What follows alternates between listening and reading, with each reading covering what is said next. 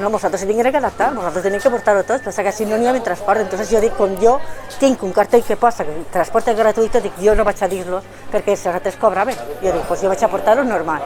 Jo m'he anat a molts puestos, la Liana, Benaguasil, la Pobla, jo m'he anat, però al Rebollat, m'he anat a molts puestos a portar que gent que quedrava, que jo no sabia què era, diu, és que això va enterar que ho porteu, claro.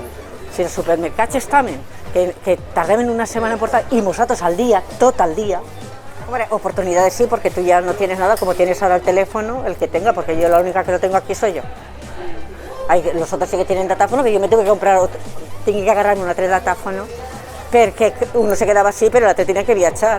I després ja comença lo del Bizum. Això t'ho ha fet la manera d'actuar ara, perquè antes venien així, la gent traia els diners i pagaven 200, 500 euros, el que siguera.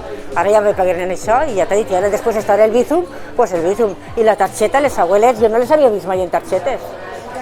Y ahora ven entonces el tarjeta y diners no importa ni un duro. Aquí en el mercado sí que hemos hecho, a raíz de la pandemia, trabajamos mucho la entrega a domicilio. Ya teníamos antes bicireparto, pero como no podían venir mucha gente porque no podíamos salir de casa, trabajamos entre todos. Vamos a ver si vamos a poner en marcha una app, una aplicación para venta online. Eso saldrá en breve, el proyecto ya está y estamos ahora estudiándolo. Se inventó un servicio de domicilio que no estaba creado, se hizo, ya te digo, en conjunto, gente que a lo mejor parecía que no había un buen trato, que va, todo lo contrario. Esto hizo que nos acercáramos mucho más. El futuro de los mercados, todo el mundo dice, es que los mercados, el futuro, es complicado, ¿vale? Es complicado, estaba antes y va a ser ahora.